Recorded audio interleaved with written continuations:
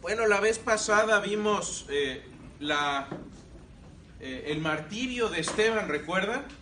Y que fue un momento tremendo para la vida del apóstol Pablo, fue un momento que le marcó. Pero después viene otro momento aún más difícil, más complicado para él. Y eso es lo que vamos a ver. Hoy vamos a ver su conversión. A mí de repente me toca viajar seguido a San Francisco. ¿Quién ha ido a San Francisco? Bonita ciudad por ahí, sí. Es lindo para ir a visitar con familia. Pero esta vez estuve de trabajo ahí y me tocó ir a una ciudad que no estoy muy familiarizado. Entonces puse mi GPS, que ya ven todos tenemos. Antes había que imprimir hojitas o llevar su mapa. Ahora tenemos el GPS. El problema con el GPS es que si te falla, estás frito. Y si no hay señal o se te acaba la batería o lo que sea. Bueno, a mí no me pasó ninguna de esas cosas. Lo que sí me pasó es que la dirección no estaba bien. Entonces, en una de esas me salí para empezar a tratar de buscar el lugar. ¿Y qué es lo que sucede con el GPS cuando te vas por un lugar que no? Sí, o te lleva por la vía más larga y luego, y normalmente yo le pongo una voz muy amable, ¿no? Por ahí a Ediel le gusta ponerle la voz y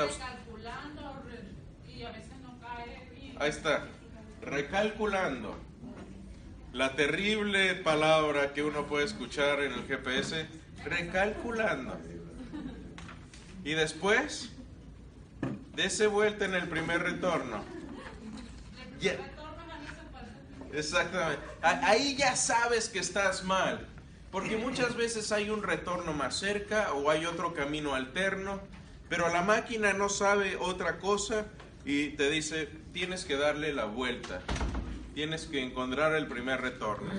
Bueno, afortunadamente, gracias a Dios, sí llegué al destino, llegué un poco tarde, pero llegué.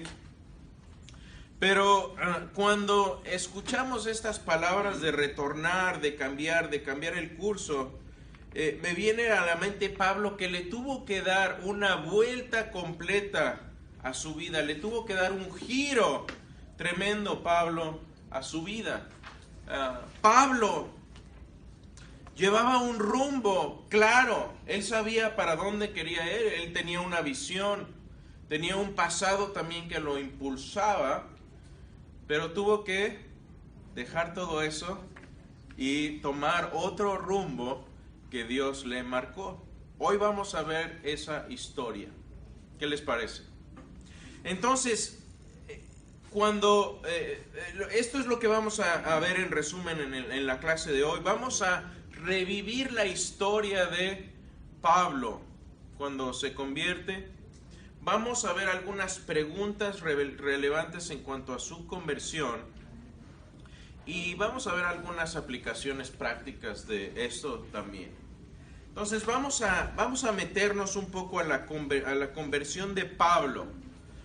Es interesante que Hechos fue escrito ¿por quién? Lucas. El mismo Hechos se puede ver como una continuación del Evangelio de Lucas. Y en es interesante la importancia que le da Lucas a la conversión de Pablo, porque primero lo relata en Hechos 9, después lo relata en Hechos 22 y después lo vuelve a relatar en Hechos 26. La primera vez que narra la conversión de Pablo, es simplemente una narración, es como un preludio donde introduce el personaje de Pablo, aunque ya habíamos visto en el capítulo 8, en el capítulo anterior, que Pablo estuvo ahí dando su sello de aprobación a la muerte de Esteban. Entonces ahí ya tenemos un antecedente de él, pero en esta parte Lucas nos da una narración de su conversión. Después en Hechos 22 presenta una defensa. ¿Por qué? Porque lo acusan los judíos, una chusma judía lo acusa y entonces él hace una defensa de su de su apostolado, y ahí explica su conversión también. Y finalmente también ante Agripa, el rey judío, que llega con Festo. Festo era el abogado, el alcalde que acusó a Pablo, y Festo lo lleva con Agripa porque Festo ya no sabía qué hacer con Agripa. Le dijo, bueno, Agripa, te tengo que entretener acá unos días, vienes con tu hermana, ya no sé qué hacer con ustedes, y pues este cuate tiene tema de qué hablar, te lo voy a presentar y hay que se entretengan un rato. Esa fue prácticamente la idea de Festo, y entonces ahí Pablo le da otra vez su testimonio al rey Agripa. Bueno, vamos a ver qué es lo que sucede aquí, porque Pablo, cuando va camino a Damasco,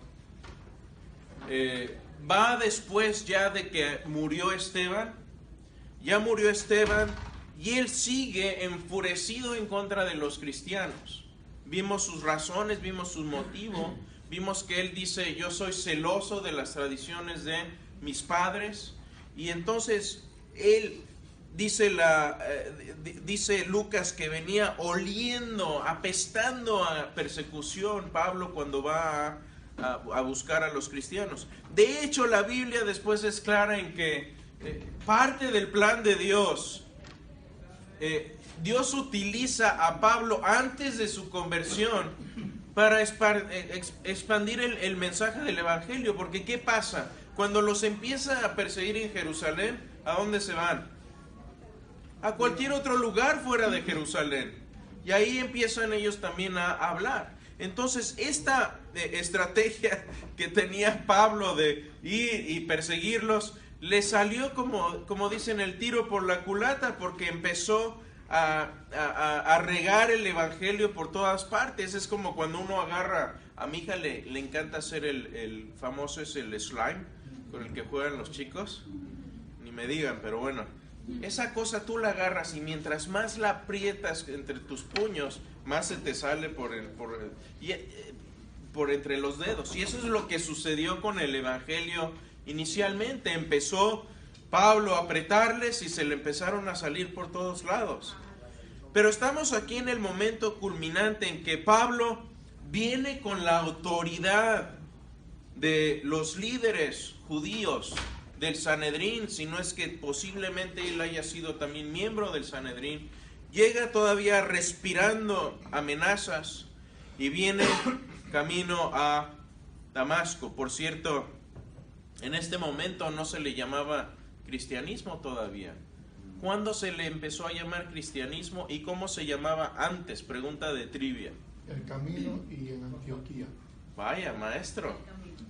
Buenísimo. Le llamaban el camino. ¿Por qué? Porque Jesús en vida dijo, yo soy el camino que lleva a la puerta angosta, etc. Entonces, ese fue la connotación que se le dio. Entonces va Pablo acá, ya camino a Damasco. Es el camino a Damasco, Pablo. Y por ahí Pablo, por cierto, no venía solo. Recuerdan que venía con un grupo de guaruras ahí. No son levitas, pero venía con sus guaruras. ¿Saben lo que es un guarura? ¿Se entiende lo que es un guarura? A ver, otro término coloquial, ¿no? Guardaespaldas. Sí, es un guardaespaldas. Venía con varios policías levitas, es decir, estos eran guardias que traían la autoridad del Sanedrín en ese momento también. Entonces viene con él, acompañándolo, y Pablo viene en este camino a Damasco.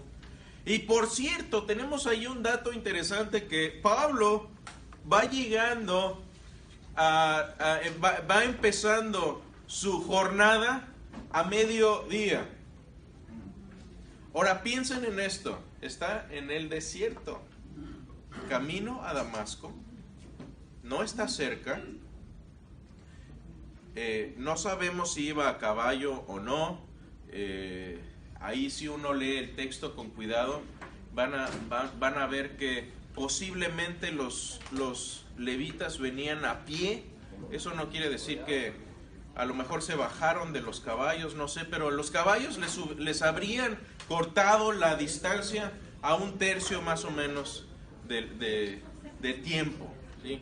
Ir a caballo en el desierto, ir a pie. Ahora, no sabemos exactamente si ven algunas pinturas ustedes hay una pintura muy famosa de Caravaggio donde está Pablo caído y el caballo está al lado, ¿no? Y Pablo está así como caído. Bueno, no sabemos realmente si Pablo venía a caballo o no venía a caballo. Es posible que sí, pero no lo dice la Escritura. Y venía a mediodía, que es el momento más caluroso. A ver, si tú vas a viajar en esa época, en ese lugar, el último momento que tú escoges es el mediodía, cuando está el calor a todo su apogeo. Es el peor momento para viajar, es donde te deshidratas más rápido. No sé si se han subido a los aviones, y en los aviones como que le da uno sed. ¿Saben por qué? Porque la humedad en el avión es prácticamente cero. No hay nada de humedad. Uno cuando respira también le entra algo de humedad. En el avión la humedad es cero. Bueno, este es el tipo de clima allá. Hay cero humedad. Uno se deshidrata muy, muy rápido. Y Pablo decidió ir a cumplir sus amenazas contra los cristianos a mediodía, en el momento más terrible de calor en el día. Ese era el tipo de fanatismo que respiraba Pablo. Tenía odio por los cristianos porque pensaba que estaban usurpando el trono de Dios, que estaban poniéndose en lugar del verdadero Mesías. Pensaba que eran falsos maestros y por eso los estaba persiguiendo. Ahora, los judíos, si ponen a verse la historia de ellos, tienen una historia de bastante tolerancia a otras ideologías, pero esa tolerancia tenía sus límites. Y con Pablo ya había llegado ahí hasta el final. Entonces es el momento, fíjense, el momento en que el sol está más brillante y Pablo es deslumbrado con sus compañeros por una luz aún más brillante. Imagínense lo brillante que debe haber sido esta luz para dejarlos cegados a mediodía. Si uno cuando se levanta hoy en la mañana ya ven que ya está amaneciendo más oscurito, ¿no? Y ya uno abre los ojos y dice, no, Señor, es de noche. Bueno, acá era el momento de más luz en el día. Imagínense cómo ha de haber sido esa luz en ese momento. Y entonces esto es más o menos lo que sucede. Escucha una voz que dice, Saulo, Saulo, ¿por qué me persigues? Es interesante que esta conversación no sucedió en griego. Cuando uno pasa a este relato de Lucas, sabemos que no está, obviamente Lucas escribió en griego, pero este relato tiene muchos arameísmos, es decir, vienen varios términos del arameo que nos dicen que la conversación original seguramente se dio en arameo. Porque primeramente utiliza el nombre judío de Pablo. ¿Se acuerdan? En la primera, segunda clase vimos los nombres de Pablo. Bueno, Pablo era su nombre judío por excelencia, Saulo. Él dice, Saulo, Saulo, ¿por qué me persigues? Pablo contesta, ¿quién eres, Señor? Ahora aquí esto no es un reconocimiento de deidad, es simplemente una forma de respeto. No es necesariamente que Pablo ya en ese momento estuviese aceptando la soberanía o la divinidad de Jesús. Es simplemente un título de respeto. Es como, a ver, qué bueno que no está mi esposa ahorita, pero tuve una novia de Costa Rica Le voy a poner el video. pero fue hace como 2000 años. Bueno, de hecho puedo decir que fue el siglo pasado. Ya la El siglo pasado tuve una novia en Costa Rica y cada vez que se enojaba conmigo me empezaba a hablar de usted. Ahora, yo no sé si a ustedes les pasa lo mismo, pero a mí, yo sabía que me hablaba de usted y ya estaba yo problemado. No creo que haya sido el caso aquí, pero pensemos un poquito, pónganse un poco en las sandalias de Pablo en ese momento. No llevaba zapatos, llevaba sandalias. Pónganse sus sandalias en ese momento. ¿Qué estará pensando Pablo en ese momento? Y Jesús contesta: soy Jesús a quien tú persigues. ¡Qué tremendo! Porque yo me imagino que le llegó a la mente varias cosas. Le llegó a la mente, tal vez, acabo de matar a un cristiano. No solo eso, Pablo estaba posiblemente pensando en la recomendación de su maestro Gamaliel cuando se juntan los judíos a confabular y decir: ¿qué vamos a hacer con esta secta herética que está surgiendo aquí? ¿Qué vamos a hacer con ellos?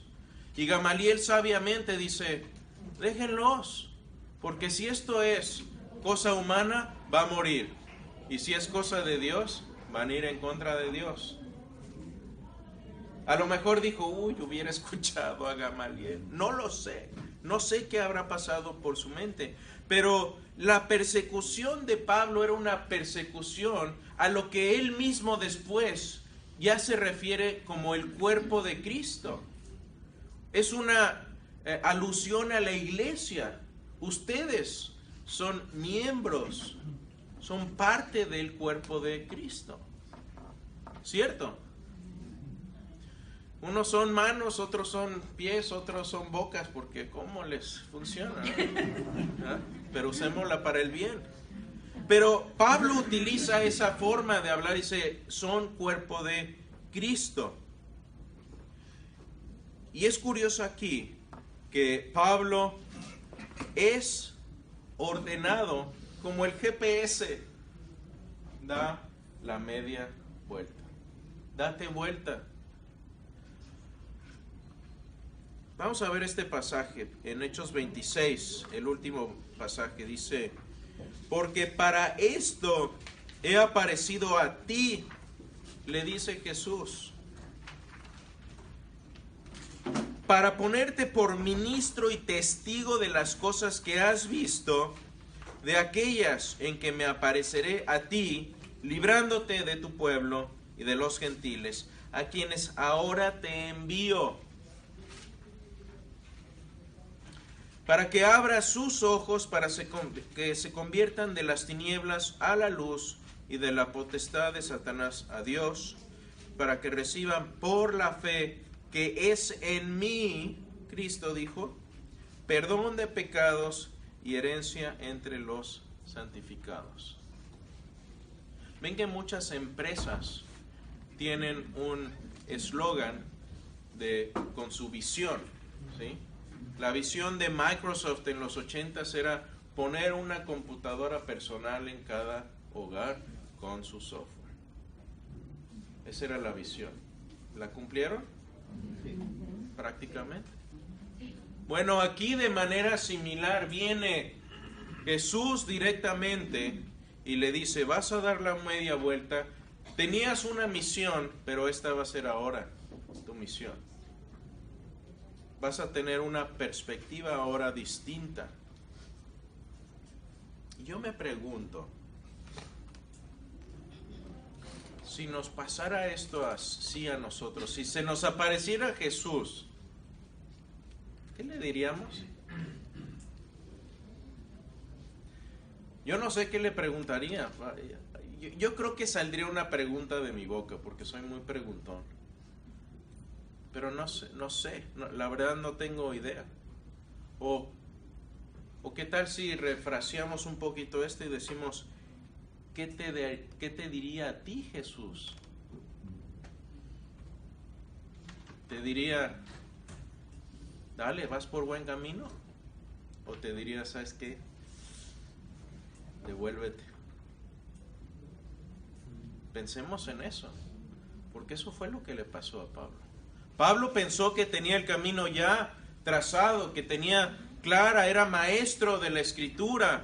Él ya conocía el Antiguo Testamento al dedillo, lo tenía memorizado. Era maestro de maestros. Y sin embargo Dios le dice, devuélvase. Va por el camino equivocado. Para reflexionar. Y bueno, entonces después de esto llega allá a Damasco, pero Pablo queda ciego. Lo ciega esta luz. Ahora, imagínense qué es lo que pasa acá, porque Dios le dice, Jesús le dice, ve, llega a Damasco, ahí te voy a mandar a un siervo mío y espera 3 días ahí.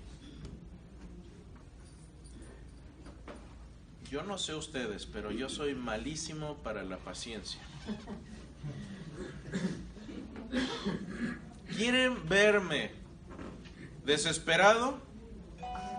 Pónganme a esperar. Cuidado cuando le pidamos paciencia a Dios. Yo ya dejé de hacer eso.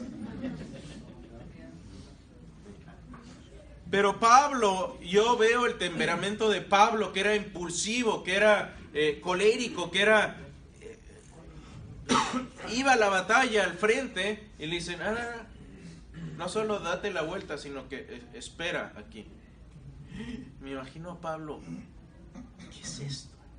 ¿Y qué es lo que hace uno cuando no tiene nada más que hacer que esperar? Yo no sé ustedes, pero comer y empieza la cabeza a dar vueltas, ¿no? ¿Sí o no? Empieza a dar vueltas la cabeza. Yo cuando no tengo nada que hacer, la cabeza a dar vueltas. Y es eso en lo que estamos aquí. No soy bueno para esperar. Odio, detesto esperar. Pero a veces Dios nos manda a esperar. ¿Saben qué? Dios dejó a David por años ahí entre las ovejas apestosas antes de decirle, ¿sabes qué? Eres el ungido. Dios nos prepara en los momentos de espera y en los silencios, pero no nos gusta. Hay que aprender a disfrutarlos también, esos momentos. Sí, hermana Elsa. Siempre creí que la aparición de nuestro Señor Jesús a Pablo había sido, como dice, como una luz, ¿verdad? Dice la palabra. Muy brillante, sí. Él lo miró a Jesús, al Jesús que caminó con los discípulos. ¿Lo miró o solo miró la luz? Es mi inquietud. Bueno, si vemos el texto, yo creo que no le vio personalmente, pero sí supo quién era porque lo escuchó muy claramente. Yo creo que cuando uno lee el texto no hay duda alguna de que estaba hablando con Jesús, y obviamente a él tampoco le quedó ninguna duda al respecto. Y con respecto al texto de que a Dios nadie lo ha visto, pero Dios es Jesús. Sí, hay que hacer una diferencia entre lo que es una teofanía o una cristofanía, que es una aparición o una manifestación, es decir, cuando yo les enseño una foto aquí de esta, que es la puerta de Damasco, no están viendo la puerta de Damasco, ¿o sí? ¿Sí o no?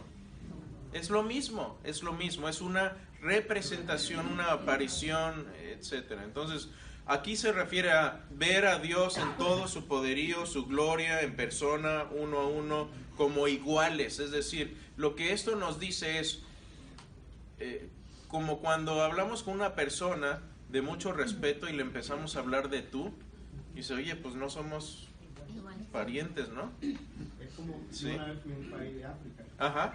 Fui a una iglesia católica. Ajá. Y a mí me sorprendió el hecho de ver un Cristo negro.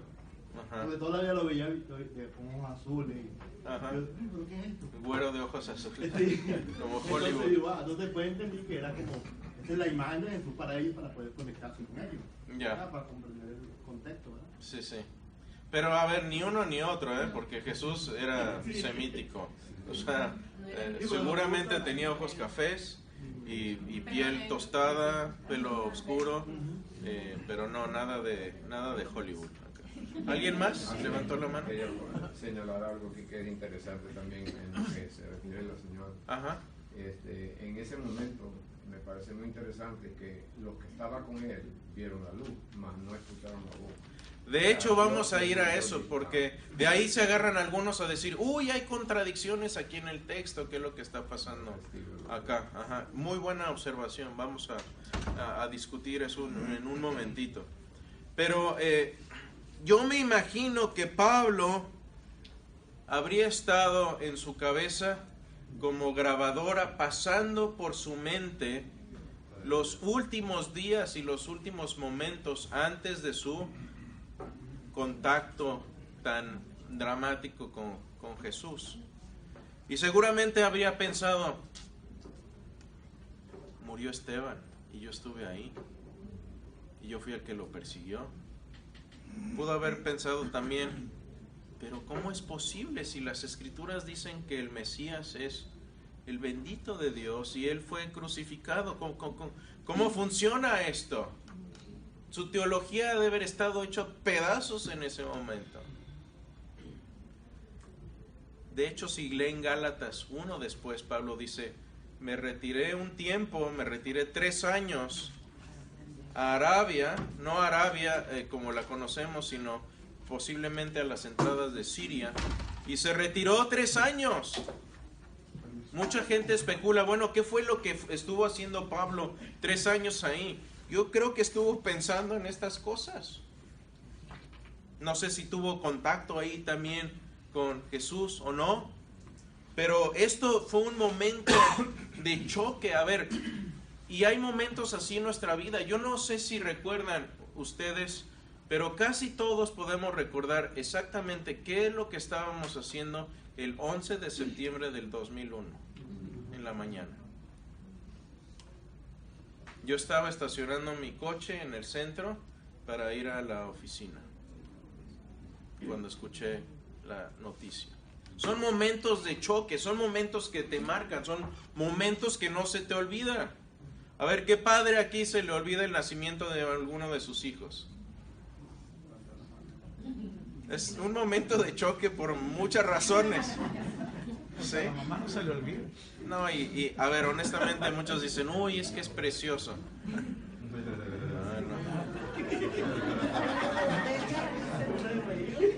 Para los médicos será, pero para uno que ve sangre y se desmaya es todo un reto. Pero Pablo estuvo dándole vueltas a esto, vueltas y vueltas. No solo eso, ¿qué pasa con el sacrificio y con el pecado? Tuvo que repensar otra vez todo eso a la luz de Cristo. En algún versículo, que no lo tengo ahorita así en la mente, de que dice Pablo que él fue llevado al tercer cielo. Ajá.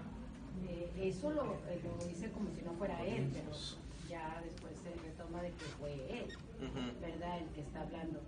Él cuando lo habla no se refiere a él, pero después se da uno cuenta de que por los teólogos que fue él. Tentativamente fue en ese tiempo donde él fue afirmado probablemente en esos 3 años. Sí, a ver, yo soy muy de no ir más allá de lo que dice la Escritura, ¿no? Me gusta especular después, y si especulo les digo, ¿saben qué? Esto ya es rollo mío, si les gusta, no, si les ayuda, no, si no les ayudó, échenlo al baúl de los recuerdos y ya, ¿no? Pero en realidad esos 3 años no sabemos exactamente qué fue lo que hizo Pablo, porque hay una pausa. De hecho, si leen esa cronología, viene en Gálatas 1 y 2. Ahí pueden ver más o menos, porque dice, fui perseguidor y después hice esto, después hice esto y después hice esto. Entonces ahí podemos ver, de hecho esa cronología nos ayuda a fechar Primera de Corintios al año 54-55 más o menos. Entonces hay ahí Por cierto, ¿cuándo se convirtió Pablo? Sería buena pregunta. No lo puse aquí específicamente y creo que no viene. ¿Antes o después? Pero, a ver, si ponemos la crucifixión, yo pienso, a ver, y esto depende también cuando ponga uno la crucifixión de Jesús. Porque hay dos fechas posibles. Pudo haber sido en abril del 30 o abril del 33, principios de abril. Yo me voy más por la fecha del año 30 y eso nos da un poco más de... Creo que funciona mejor con toda la cronología. Los años perdidos y uno que se Sí. disputan. Ujú. Entonces yo creo que más o menos el 30 es la fecha y si usamos esa fecha para el nacimiento, para la crucifixión, creo que las fechas embonan mejor. La mayoría de los estudiosos, ayer estaba viendo un comentario del doctor Greg Kinner, que ese hombre, si pueden conseguir ese comentario, nada más el tomo que toca como 6 o 7 capítulos de hechos que corresponden a esto, es como de este grueso.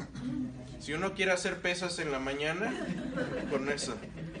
Pero él lo que dice que después de hacer un estudio más o menos sistemático de lo que creen los estudiosos, por ahí pudo haber sido entre el 34 y el 35, pudo haber sido tan temprano como 6 meses después de la crucifixión a 2 años. Ese periodo más o menos es cuando Pablo tiene su encuentro con Jesús. ¿Sí? Pero buenas preguntas, gracias. ¿Alguna? Sí. Pablo presenció la crucifixión. No. Pero después él habla otra vez en 1 Corintios 15, eso nos da muy buena cronología. Él dice, después de estos 3 años, fui y pasé tiempo con Juan y con Pedro, y pasé 2 semanas con él, y estuvimos, estuve hablando, pero ahí la palabra que utiliza es historesai, en el griego, que es la misma palabra que utilizamos para decir historia, hacer historia, que es un tipo, si lo transportamos a hoy día, sería como un tipo de investigación, no tanto policíaca, sino tal vez como de un reportero, que va y pregunta, a ver, ¿qué fue lo que viste? Y después Pablo dice también, la revelación que recibí de Jesús, nadie me la dio, sino que yo la recibí directamente de él. Entonces es ambas cosas. Recibe primero revelación por medio de los apóstoles, de Juan y de Pedro, pero también tuvo una revelación personal, aunque, como bien lo dice hermano, no estuvo en la crucifixión. En ese momento él era fariseo y estaba como quien dice del otro lado del bando, ¿no? Pero sí tuvo eso lo reconoce él también. Bien, ¿estamos ahí todos?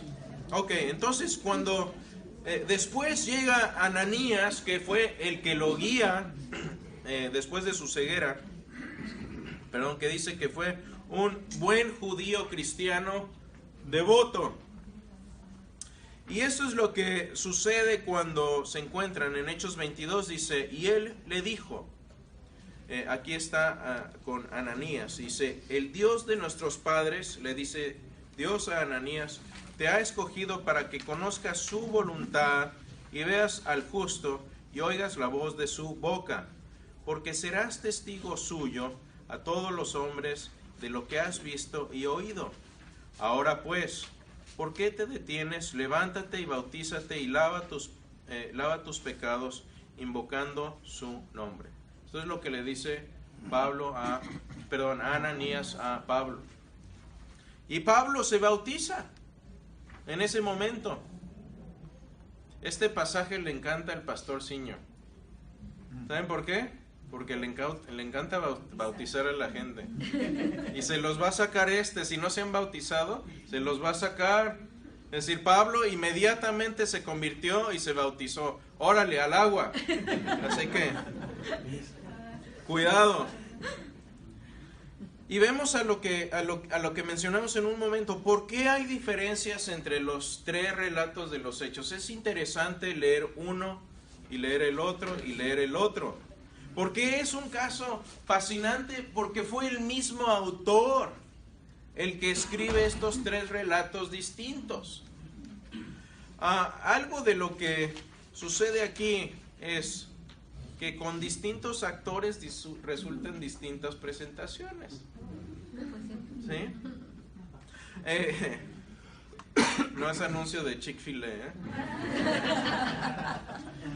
Pero cuando vemos que Lucas tiene aquí una audiencia, es decir, Pablo, cuando da su testimonio estas 3 veces, tiene en foco diferentes audiencias. Yo cuando voy a hablar, no hablo lo mismo, de la misma manera que cuando hablo con chicos de 14 años, con mi hija de 9 o con adultos.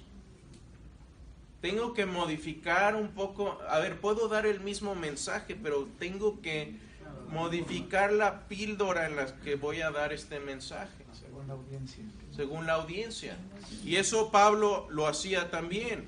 Y creo que esta diferencia es un reflejo de lo que dice, de que Lucas captura esa diferencia en audiencia que Pablo tenía. Por ejemplo, esta parte donde dice, si escuchan, si leen ustedes el pasaje, hay una parte donde dice que la gente escuchó algo, la voz, pero no entendieron. Los compañeros de de Pablo, ¿escucharon la voz de Jesús o no la escucharon? Bueno, dice un pasaje que sí escucharon, pero que no entendieron. Otro pasaje dice que no escucharon. Entonces, ¿qué fue? ¿No escucharon o no entendieron? Ambas dos. Bueno, mi hija de 12 años a veces tiene la tendencia de hablarme desde el piso de arriba. Y me dice, papá, ¿yo qué? Y me dice exactamente lo mismo, en exactamente el mismo tono de voz, en exactamente el mismo volumen. Y le voy a decir, ¿qué? Y me vuelve a decir lo mismo, en el mismo volumen, y ya por fin le digo, ven, baja. Le digo, me estás diciendo la misma cosa, en el mismo tono y en el mismo volumen 3 veces. Si no oí la primera vez, la tercera tampoco voy a oír. ¿Pero oí algo? Sí oí. ¿Pero qué decimos? No te oí. No te oí. Lo mismo usamos hoy en día. No quiere decir que no oí, sino es como cuando vemos las caricaturas de Charlie Brown. Bla, bla, bla, bla, bla, bla, bla, bla. Hombres, ¿esto les pasa o no? Y su esposa lo voltea a ver. Yo no sé. Sí. ¿Podrías explicar la importancia de por qué Ananías y quién fue Ananías con respecto a Pablo en la enseñanza? ¿Por qué fue instruido? ¿Podrías dar un poquito más? Dale. No. Quiero escuchar tu opinión. No, es que no sé qué relación, qué relación entre Pablo y Ananías. Sí, ¿por qué fue indicado que fuera con Ananías? Algunos que escriben mucho hablan sobre su filosofía de fariseo. De Pablo. De Ananías. Ok. Ajá. ¿Sí? Y segundo, la otra cosa que ponen, que venía de una de las escuelas tradicionales judías, que era la razón por la cual no fue indicado hacia otro. Pero eso es hasta lo que me recuerdo. No tengo opinión al respecto. No sé realmente por qué Dios lo habrá escogido. Pero es posible. Ustedes saben que yo aquí les digo la verdad. Si no sé, no les voy a inventar un cuento. ¿Era de la línea de los fariseos, Ananías? Parece que sí. Y se sabe si era de... A ver, se sabe que, por lo menos se sabe con certeza que era judío, porque el pasaje no lo dice.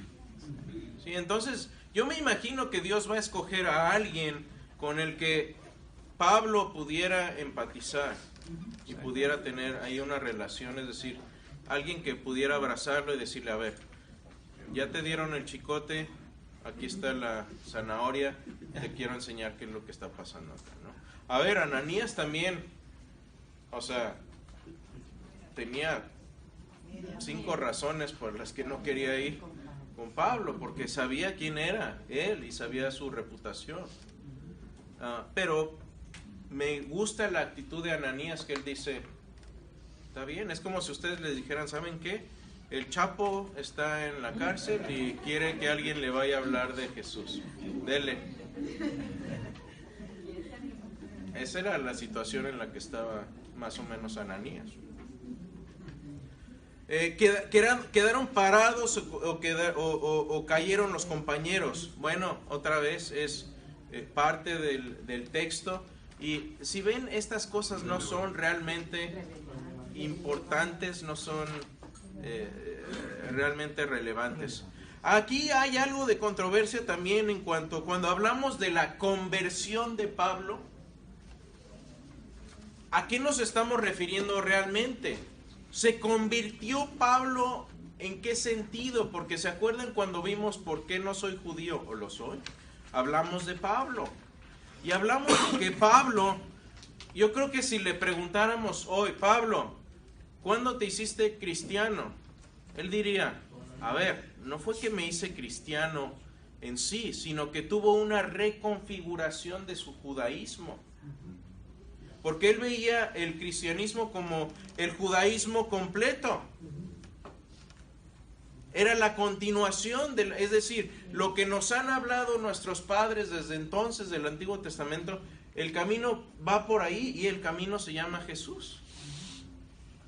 Ahora, sí tuvo una conversión en el sentido de que tuvo que dar media vuelta y repensar su teología a la luz del Mesías ya ha venido, y pensar en qué significó el sacrificio de Cristo a la luz de su propio pecado.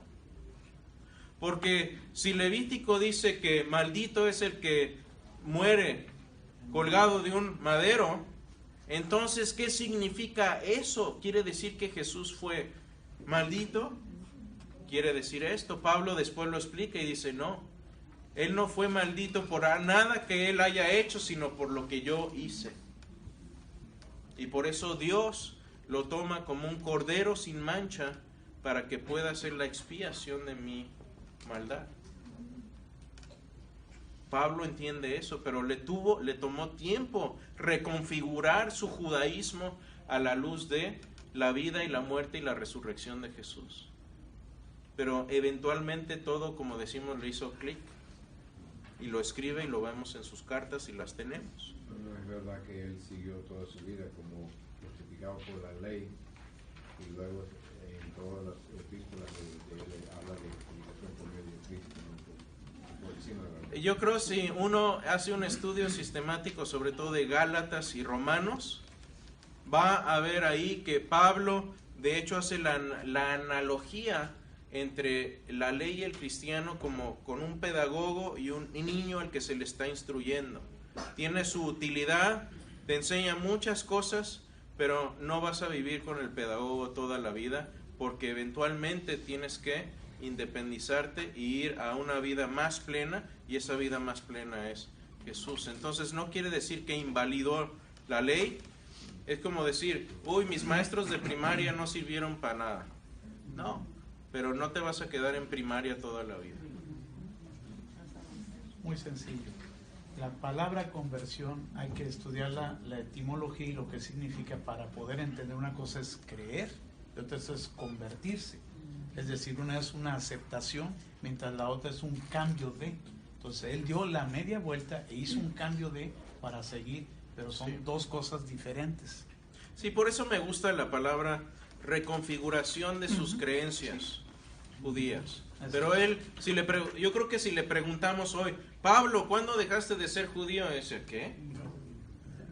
No, ¿por qué? Porque como dice después él mismo, somos una rama injertada en el tronco judío, y él es el que nos alimenta. Entonces Pablo era judío, pero era un judío completo. Ahora después, con la venida de Cristo, se considera un judío completo. Y él dice, podemos decir esto, judíos y gentiles estaban en la iglesia unánimes, pero seguían siendo judío y gentil. sea, es un poco como decir, bueno, ahora que eres cristiano ya no eres mexicano. No, pues sigo siendo mexicano. O sea, mucha honra. Pero no dejaron de ser judío y gentil. ¿Sí? ¿Entiendes? Y finalmente esta es la comisión de Pablo. Pablo fue no solo transformado, reconfiguró sus creencias en esta conversión, entre comillas, si le podemos llamar, pero es llamado también. Y Pablo así lo dice en Gálatas, dice, cuando agradó a Dios, me apartó desde el vientre de mi madre y me llamó por su gracia revelar a su Hijo en mí. Entonces Pablo tenía esta conciencia de que había sido apartado, que Dios tenía un plan y que ahora ese plan se había revelado en su vida, y esto lo ve retroactivamente ya después en Gálatas. ¿Alguna última pregunta? ¿Sí? Yo he escuchado un par de estudios donde utilizan un término y dicen judíos renovados. Primero, no sé si es correcto el término, si se refiere a lo mismo en cuanto a los judíos que reconocen a Jesús como el Mesías. Bueno, en cierta forma, pues sí, todos tenemos que ser renovados. Seas judío, seas mexicano, seas australiano o seas gringo, necesitas ser renovado. Entonces, Pablo tiene este encuentro y esta renovación porque tu origen no te hace salvo. ¿Sí? El que vivas en gallinero no te hace gallina. Y eso es lo que Pablo eventualmente comprende. El decir que eres cristiano o hacer ciertos ritos o hacer ciertas cosas no te hace salvo, no te hace seguidor de Jesús. Es mucho más profundo que eso, y eso es lo que vemos en todas las cartas después de Pablo. Entonces, esos términos son un poco vagos y hay que desempacarlos para entender bien qué es lo que realmente se refiere, yo creo. Podríamos decir que él, si vamos a la primera clase que se nos dio, seguía siendo judío de nacimiento, de sangre, pero no de religión, porque ellos sostienen en su religión muchas cosas que como cristianos no lo hacemos. Por ejemplo, creo que es Hanukkah. Bueno, el Hanukkah. Tendría que dejar de hacer algunos de esos ritos, y, o sea, no entiendo, porque sí, para mí él sigue siendo judío de nacimiento, pero cristiano, o sea, convertido. ¿Tú crees en el Antiguo Testamento? No has tenido que abandonarlo al ser cristiana, ¿no? Lo mismo te diría Pablo. Ahora, hay tradiciones que son buenas y hay tradiciones que son dañinas. Yo tengo la tradición de comprar un calendario de Lego y en los primeros meses de diciembre lo abro con mis hijas. ¿Tiene que ver con el cristianismo? No, pero es una tradición que nos gusta como familia. No la tengo que abandonar. Hanukkah, la verdad es que ni me va ni me viene si lo quieren festejar o no un judío. No le veo nada de malo. Ahora, hay costumbres y tradiciones que sí van directamente en confrontación contra los preceptos de la Escritura, y esas son las que hay que Porque, por ejemplo, evitar. a lo mejor él dejó de ir al templo. En ese tiempo, en ese momento, los judíos seguían haciendo el sacrificio en el templo, ¿no? A lo mejor él dejó de hacer eso. Pues sí, pero para el año 70 ya el templo dejó de existir. Probablemente no lo que se hace, sino lo que se es. Exactamente. El mensaje básicamente de Jesús era esto: el reino de los cielos no es algo físico, sino es algo que primero sucede en el universo cuando viene Jesús a morir, y después eso cumple una transformación, o debería cumplir una transformación en tu corazón, en tu vida. Y esto eventualmente va a culminar con la renovación de tu cuerpo físico y de la tierra y del cielo físicamente también. Es una renovación que ya empieza a suceder, pero que no ha culminado todavía.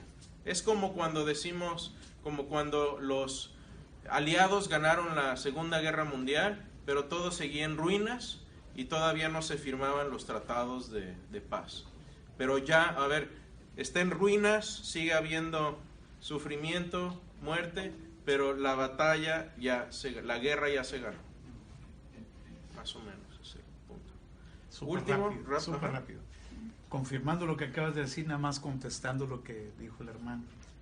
Judío renovado, la gente, nosotros estamos acostumbrados a acuñar palabras que se van usando, pero como bien dices, hay momentos donde son contradictorios o son hay que verlo. El judío rabínico es exactamente cuando empieza a entrar la secta farisea y tiene un sentido totalmente contra los saduceos. El de decir judío renovado puede ser algo más moderno, pero son formas en que nosotros acuñamos, solamente para identificar. No quiere decir que hay una realidad per se. Sí, hay que desempacar, muy bien, hay que desempacar los términos, porque tú le preguntas a un mormón, oye, ¿tú eres cristiano? Sí. Exactamente. Pero creen que Dios fue creado y que vive en un planeta que se llama Colo. Y que vino a Estados Unidos también. Sí, exactamente. Ahí lo vimos en la serie que vimos. Entonces, hay que desempacar estos términos y a mí me gusta hacer muchas preguntas. ¿Qué quieres decir con esto? La Trinidad. Esto es lo que yo entiendo por Trinidad. ¿Crees tú en la Trinidad, sí o no? Sí, porque ahí es donde sale todo, cuando empezamos a desempacar estos términos. Bueno, vamos a terminar con estos puntos para casa que son importantes. Dios llama y comisiona a cada creyente. Finalmente, eso fue lo que sucedió. Pablo es llamado y comisionado directamente por Cristo para ser el apóstol a los gentiles. Y dice esto después Pablo en Romanos 8, y sabemos que a los que aman a Dios todas las cosas les ayudan a bien, esto es, a los que conforme a su propósito son llamados. Una noticia para ustedes y para mí. Ustedes son llamados. Han sido llamados a dar este mensaje.